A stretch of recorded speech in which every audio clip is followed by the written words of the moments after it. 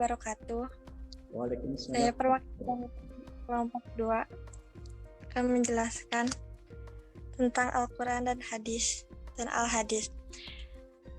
Pengertian Al-Quran adalah kalam Allah Subhanahu wa Ta'ala yang diturunkan kepada Nabi Muhammad SAW. Diawali dengan surat Al-Fatihah dan diakhiri dengan surat An-Nas. Yang kedua, Al-Hadis adalah segala tingkah laku Nabi Muhammad SAW, baik berupa perkataan, perbuatan, maupun ketetapannya dalam suatu masalah. Ketiga, ijtihad adalah mengerahkan segala kemampuan berpikir untuk menentukan hukum atas sesuatu perkara berdasarkan dalil-dalil syar'i. Kedudukan Al-Quran dan Hadis. Al-Quran sebagai sumber hukum Islam yang pertama dan utama dan sebagai tali Allah yang kokoh. Al-Hadis sebagai sumber hukum yang kedua setelah Al-Quran. Al-Ijtihad sebagai sumber hukum yang ketiga setelah Al-Quran dan Al-Hadis. Pokok isi Al-Quran dan Al-Hadis. Al-Quran terdiri tentang akidah, tauhid, tentang janji dan ancaman, tentang hukum syariat, tentang jalan dan cara mencapai kebahagiaan, tentang kisah-kisah umat masa lalu. Al-Hadis terdiri perkataan, perbuatan maupun ketetapannya dalam suatu masalah yang bersumber dari Rasulullah. Sebentar.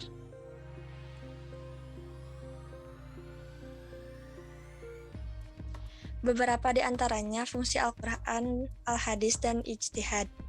Buat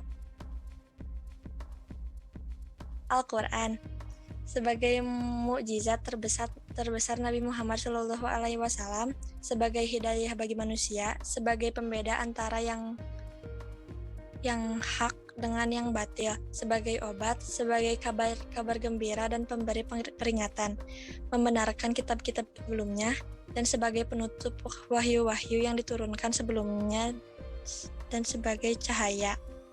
Kedua, Al-Hadis sebagai pengokoh hukum yang terdapat dalam Al-Quran, sebagai penjelasan hukum yang terdapat dalam Al-Quran yang masih bersifat umum, dan menetapkan hukum yang tidak terdapat dalam Al-Quran. 3.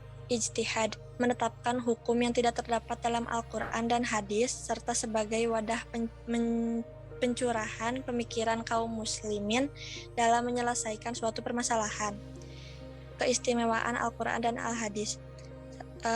Pertama, Al-Quran. Kemurniannya, bahasanya indah, mudah dihafal, berlaku untuk seluruh golongan jin dan manusia, berlaku sepanjang masa. Kedua, Al-Hadis. Tinjau dari bentuknya, hadis qauliyah, segala ucapan dan perkataan Nabi Muhammad SAW. Hadis filiyah, segala tindakan dan perbuatan Nabi SAW. Hadis taqririyah, persetujuan Nabi Muhammad SAW terhadap perilaku para sahabat. Ketiga, faktor yang memungkinkan ditetapkannya suatu hukum dengan syarat dan ketentuan berlaku. A. Menghasilkan hukum syara'. B. Menyangkut peristiwa atau hal-hal yang tidak ada dalilnya yang qat'i atau tanpa dalil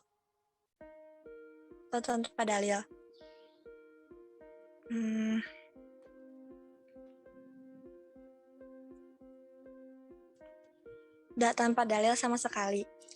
C. Mujtahid memenuhi persyaratan untuk melakukan ijtihad, diantaranya adalah menguasai bahasa Arab, menguasai Al-Quran beserta ilmu-ilmunya, menguasai hadis beserta ilmu-ilmunya, menguasai ushul fikih, mengetahui alasan dan hikmah hukum syara' yang digunakan sebagai dasar penetapan hukum. D. Bentuk ijtihad. Yang pertama, ijma'. Kesepakatan semua mujtahid muslim pada suatu masa setelah wafatnya Rasulullah SAW atas hukum syara' mengenai suatu kejadian seperti haramnya KB dengan menggunakan spiral, vasektomi, tubektomi, dan membatasi kelahiran. 2. Qiyas, menyampaikan suatu hukum dari suatu peristiwa yang tidak memiliki nas hukum dengan peristiwa yang sudah memiliki nas hukum. Sebab sama dalam ilat hukumnya, seperti zakat fitrah dengan beras yang mestinya dengan gandum, karena dikiaskan dengan makanan pokok. Ketiga, istihsan, beralihnya seorang mujtahid dari kias yang jelas kepada kias yang samar, atau dari umum ada pengecualian karena ada dalil yang menghendaki perpindahan itu. Contoh, menurut kias sisa makanan atau minuman dari binatang buas adalah najis, sedangkan menurut istihsan adalah suci. 4. Istisob. Tetap berlakunya hukum yang telah ada karena adanya dalil hingga adanya dalil lain yang merubahnya. Kelima, maslahah. Mursalah, penetapan hukum berdasarkan kemaslahatan atau menolak terjadinya kerusakan atau keburukan. Udah, Ustadz?